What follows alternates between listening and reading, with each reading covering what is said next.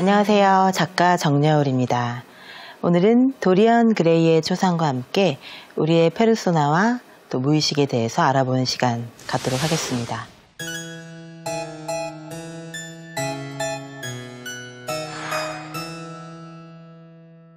페르소나라고 하면 여러분들 많이 들어보셨죠? 인격이라고 번역되기도 하고 또 가면의 성격이라고도 하는데요. 가면에 더 가깝죠. 그러니까 우리의 삶이 유지되기 위해서 타인에게 보여줄 수 있는 부분만을 보여주는 것, 그게 페르소나인데요.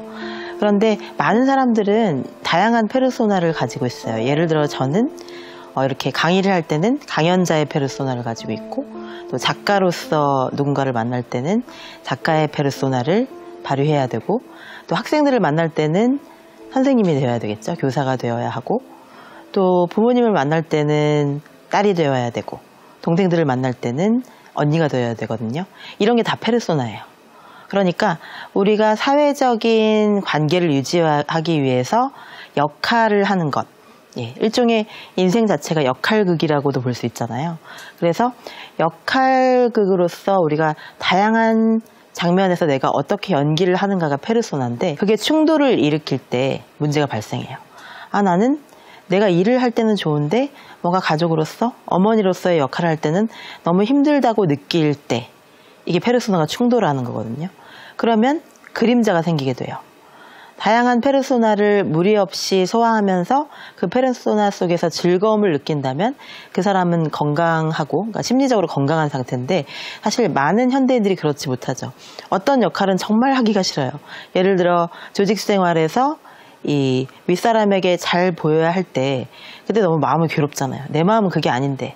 그런데 그 사람에게 어떤 미운 모습을 보이지 않기 위해서 그 사람에게 내가 갖고 있는 것 이상을 보여줘야 될 때, 그때 갈등이 생기는 거죠.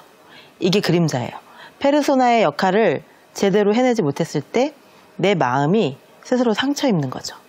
그러니까 타인에게 보여주고 싶고 타인에게 보여줄 수 있는 모습이 페르소나라면, 타인에게 보여줄 수 없는 모습, 내가 가장 사랑하는 사람한테는 이것만은 보여주기 싫다라고 생각하는 컴플렉스나 트라우마가 그림자를 구성하고 있는 거죠.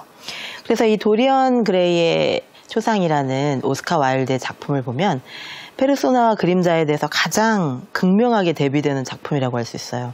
왜냐하면 많은 사람들은 페르소나와 그림자가 섞여 있거든요. 그래서 때로는 정말 친한 사람한테는 그림자를 보여줘요. 그래서 나의 슬픔을 이야기할 수 있는 친구가 있잖아요. 내 슬픔을 이야기해도 그 친구가 나를 이상하게 생각하지도 않고 오히려 더 친밀하게 다가오고 더 많이 위로해 줄 수 있는 좋은 친구가 있는가 하면, 저 사람한테는 정말 내 상처를 정말 1도 보이면 안 되겠다 싶은 그런 사람도 있죠. 그런 사람은 내가 그 사람 앞에서는 가시를 세우게 돼요. 페르소나를 더 두껍게 칠하게 돼요. 가면을 더 여러 겹 쓰게 돼요. 이건 괴로운 일이거든요. 그래서 그런 사람이 많아질수록 우리의 그림자는 더 짙어질 수가 있는 거죠.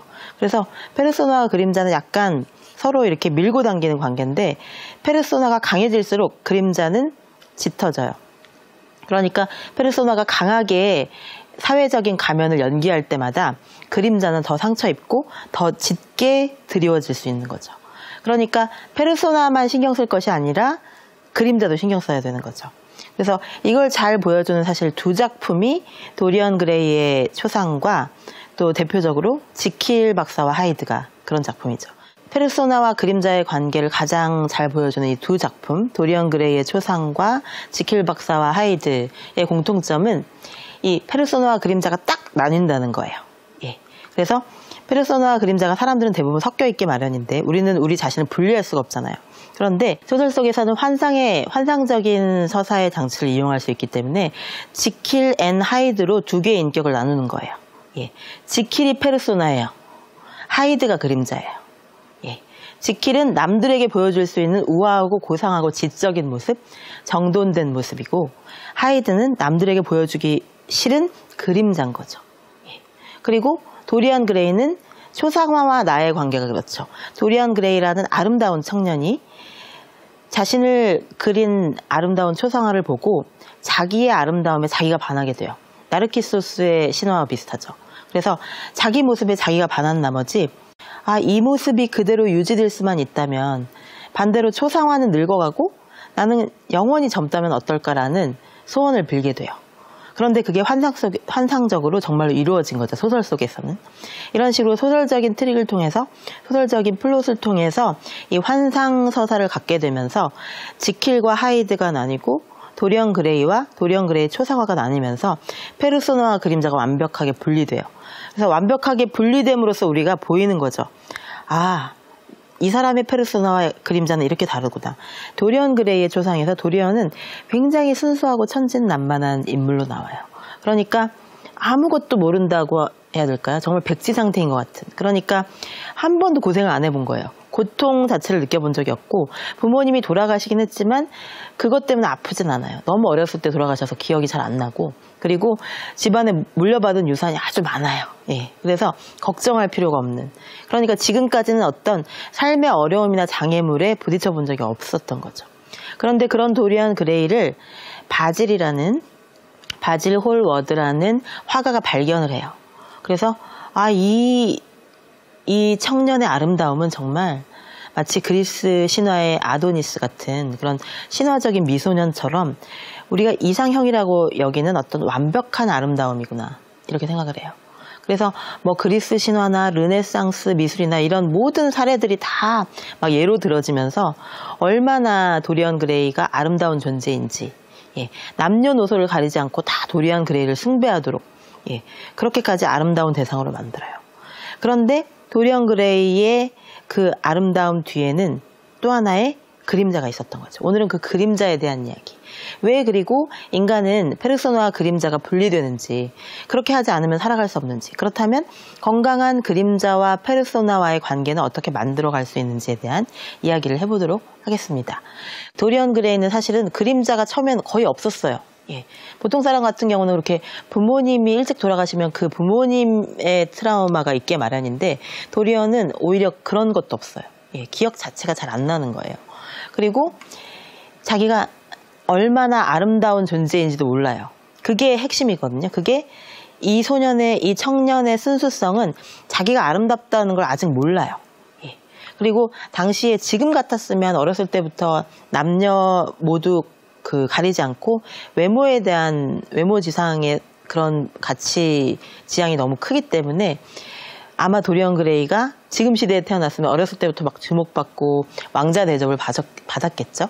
그런데 당시에 19세기의 영국 사회에서는 남자의 미모는 그렇게 예찬의 대상이 아니었어요. 남성의 미모는 그렇게 자랑할 만한 것이라든지 아니면 뭔가 그게 어떤 가치가 있는 것이라고 생각하지 않았던 거죠. 그래서 요새는 뭐 꽃미남 이런 말도 쓰잖아요. 그런데 그때는 남성이 예쁘고 잘생긴 것에 대해서 그렇게 칭찬해주지 않았던 분위기고, 그리고 동성애적인 것에 대해서도 굉장히 안 좋게 비판적으로 바라보던 시대였죠. 이 도리언 그레이에서는 남성의 미모라는 것을 어떤 문학 작품의 굉장히 중요한 테마로 다뤄요. 그래서 이게 뭐지? 이걸 통해서 뭘 말하려고 하는 걸까? 생각해 보게 되는데, 오히려 도리언 그레이의 초상화 같은 작품이 지금 나왔으면 더 많은 사랑을 받았을 것 같아요. 도리언 그레이의 초상을 보면 이게 마치 현대사회의 그 미디어에 중독된 사람들의 모습인 것 같아요. 그러니까 미디어에 중독되다 보면 인스타그램이나 페이스북이나 이런 것들을 막 열심히 치장을 해요. 그런데 자기의 진짜 삶은 그렇게까지 멋있지 않잖아요. 항상 그렇게 인스타그램에 나오는 것처럼 항상 예쁘고 항상 멋지고 항상 이렇게 단정하게 깔끔하게 살 수는 없잖아요. 그건 잠깐 찰나의 모습인데 사람들은 이제 어떻게 생각하냐면 1인 미디어가 그거 자체가 일종의 살아 움직이는 페르소나가 된 거예요. 나는 굉장히 못 지내고 있는데 너무너무 힘들고 우울한데 멋진 사진을 올려놓고 우울하지 않은 척, 힘들지 않은 척 할 수 있게 된 거죠. 그러니까 페르소나는 우리가 쓰지 않을 수는 없는 어떤 불가피한 가면이긴 한데 그만큼 어때요? 속이기도 쉬운 거죠. 도리언 그레이는 아직 여물지 못한 정말 어린, 마음 자체가 어린 청년인데 바질이라는 화가는 그레이를 진심으로 아껴요. 그래서 그레이의 초상을 그리면서도 자기가 뭔가 죄책감을 느껴요. 그러니까 그레이를 너무나 아끼고 소중하게 생각하는 그 마음을 들키기 싫은 거예요. 예. 그리고 너무 사랑하는 것들은, 너무 사랑스러운 것들은 그 자체가 빛이기도 하면서 그림자이기도 한 것 같아요.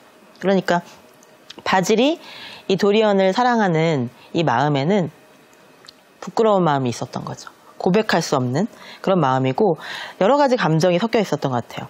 화가로서 완벽한 모델을 만났을 때의 그 경이로움, 그리고 자기가 고백할 수는 없지만 그냥 모델 이상의 감정을 가지고 있다는 암시가 여러 번 작품에서 등장해요. 그러니까 바질은 더 열과 성의를 다해서 그 아름다운 청년을 완벽한 초상화의 주인공으로 만들고 싶은 거죠.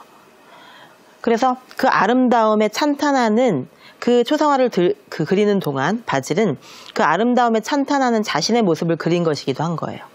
예. 그 초상화만 그린 것이 아니라, 겉모습만 그린 것이 아니라 내가 이 사람을 얼마나 아끼는지, 내가 도리언을 얼마나 소중하게 생각하는지 그 마음까지 그린 것 같아요. 그렇기 때문에 더 아름답고 완벽한 초상화가 나오게 되죠. 그런데 여기서 이제 헨리가 나타나요. 헨리경은 정말 부족할 게 없는데 왜 예전에 댄디즘이라는 말을 많이 썼잖아요. 그러니까 이 사람이 댄디즘과 데카당의 전형인 것 같아요. 그래서 너무 멋쟁이고 너무 부족할 것이 하나도 없는데 굉장히 퇴폐적인 거예요. 그리고 쾌락주의만을 추구해요. 그러니까 이 사람은 진지한 걸 너무나 싫어하고 고통받는 건 더 싫어하고 뭐든지 즐겁고 유쾌하고 아름다운 것만 추구하는 사람이었던 거죠. 그러니까 바질이 굉장히 고통스럽게 자신이 사랑하는 것을 지켜내려고 하는 진지하고 순수한 사람이라면 헨리경은 모든 것을 가볍게 봐요. 근데 헨리경이 그 초상화를 보는 순간, 그리고 도리언 그레이의 실제 인물을 보는 순간 헨리경도 엄청난 감탄을 느낀 거죠. 예. 그 감탄에는 또 여러 가지 감정이 섞여 있었던 거죠. 그러니까 그 당시까지의, 그 19세기까지의 서양 소설 역사에서 이렇게 남자의 미묘한 삼각관계가 이렇게 길게 다루어진 소설이 과연 있었을까 싶을 정도로 굉장히 흥미진진해요. 자기 자신이 아름답다고 전혀 생각해보지 못했던 도리언 그레이에게 헨리는 너의 아름다움이 얼마나 대단한 것인지 가르쳐주죠. 그리고 그게 가르침을 넘어서 뭔가 약간 강요하는 듯한 뉘앙스가 있어요. 너는 이렇게 아름다운데 왜 너의 아름다움을 세상에 보여주지 않는 거니? 왜 너는 왜 이렇게 수줍니? 뭔가 새로운 모험을 하지 않고 너의 아름다움을 통해서 뭔가 사람들을 끌어모으고 사람들에게 영향력을 미쳐야 되고 너는 그 아름다움만으로 사람들을 지배할 수 있는데 왜 너의 아름다움을 전혀 써먹지 않는 거니? 이런 이야기를 해요. 그레이 씨, 당신은 정말 아름다운 얼굴을 지녔어. 그렇게 인상 쓰지 마시오. 그 잘생긴 얼굴에. 미는 천재성의 한 형태지요. 실제로는 천재성보다 더 지고한 것입니다. 미는 설명을 필요로 하지 않으니까요. 미는 그 미를 지닌 사람을 군주로 만듭니다. 이게 헨리의 어떤 사고방식의 핵심이에요. 예. 미와 쾌락이 인생의 전부라는 거예요. 그런데 미는 굳이 설명하지 않아도 눈으로 다 드러나기 때문에 미를 가진 사람이 정말 요새 말로 하면 갑이라는 거죠. 예. 그래서 미는 그 미를 지닌 사람을 군주로 만듭니다. 그러니까 굉장히 어떻게 보면은 그 당시 19세기 사회에서는 남성의 외모를 이렇게 극단적으로 어떤 가치를 부여하지 않았던 사회잖아요. 그런데 지금 사회로 오면 100여 년 만에 세상이 많이 바뀌었어요. 그렇죠? 예. 여성뿐 아니라 남성의 미모까지도 예. 뭔가 그 뭐랄까요? 가치의 순위를 매기는 그런 시대가 와버렸잖아요. 굉장히 선구적인 발견을 한 것일지도 몰라요. 도리언 그레이가 지금 태어났다면 더 슈퍼스타가 됐겠죠. 예. 그러니까 미를 지닌 사람을 군주로 만드는 것, 그게 바로 미의 권력이라는 거죠. 예. 너는 권력을 가지고 있는데 왜 그 권력을 휘두르지 않니? 이 질문을 하고 있는 거예요. 그래서 아무런 자신의 미를 재산이라고도 생각해 본 적도 없고 권력에 대해서는 아무런 관심도 없었던 도리언 그레이가 내가 이 힘을 써야 되나? 내가 가진 것이 힘인가? 내가 가진 이 얼굴만으로도 뭔가 사람들을 정복할 수 있고 점령할 수 있는 그런 도구가 될 수 있나 이런 생각을 하게 돼요. 예. 그러니까 정말 악의 씨앗을 뿌린 거죠. 당신의 젊음이 가면 당신의 아름다움도 더불어 사라질 것이고, 그러면 당신은 어느 순간 문득 깨닫게 될 겁니다. 당신에게 남아있는 위협이 하나도 없다는 사실을. 당신은 천박하게 변할 테고 볼은 야위고 눈은 침침해질 거예요. 이렇게 어린 청년에게 뭔가 막 겁을 주는 거예요. 두려움을 심어주면서 네가 지금 이렇게 아름답지? 하지만 이 아름다움은 곧 사라져. 곧 사라지면 너는 아무것도 아니야. 이런 식으로 설명을 하는 거죠. 그런데 인생에서는 인생이 그렇게 다 간단하지가 않잖아요. 예. 모두가 그만큼의 미를 가지고 있는 것도 아니고, 그리고 많은 사람들이 노력과 어떤 진심과 희망이나 이런 가치를 가지고 살아가요. 그런데 이런 거는 싹 빼고, 고통을 이겨내는 인간의 아름다움 이런 건 싹 빼버리고 아름다움에 찬탄하고 쾌락주의에 빠져들고, 예, 그런 것만 인생의 정수인 것처럼 얘기를 하는 거죠. 도리언 그레이는 별로 뭔가 욕망에 대한 아직 인식이 없는 상태에서, 정말 책만 보는 백면 선생인 상태에서 너무 강렬한 자극을 받은 거예요. 왜냐하면 어렸을 때는 뭔가 시니컬하고 지적이고 뭔가 비판적인 사람이 멋있어 보이거든요. 예. 근데 바질은 너무나 순수하고 그래서 답답해 보여요. 도리언 그레이를 그리면서도 절대로 도리언을 망가뜨려서는 안 된다고 생각을 해요. 예. 그러니까 도리언이 너무나 소중한 존재이기 때문에 자기가 나쁜 영향을 줘서는 안 된다고 생각을 해요. 그러면서 정말 닿으면 깨질 것처럼 그렇게 취급을 해요. 예. 이게 훨씬 더 소중한 마음인 거죠. 그런데 헨리는 보는 순간 강렬한 어떤 열망을 느끼는 거죠. 아, 저 아이를 사교계의 슈퍼스타로 만들어야 되겠다. 그리고 저 아름다움을 좀 더 많이 보고 싶다. 개인적인 열망도 섞여 있고, 그리고 사교계에서 지금 모든 것을 쥐락펴락하는 인물이기 때문에 항상 그런 사람들 속에서 어떤 쾌락을 추구하고 권력을 추구하는 것이 몸에 배어버린 거예요. 쾌락주의를 찬양하는 헨리의 모습을 한번 인용문으로 보실게요. 항상 새로운 감동을 찾아 나서시오. 아무것도 두려워하지 마시오. 또 하나의 새로운 쾌락주의. 이것이 우리 세기가 원하는 것이지요. 한 시기 동안 세상은 당신의 것이요. 그러나 우리는 젊은 시절로 되돌아갈 수 없습니다.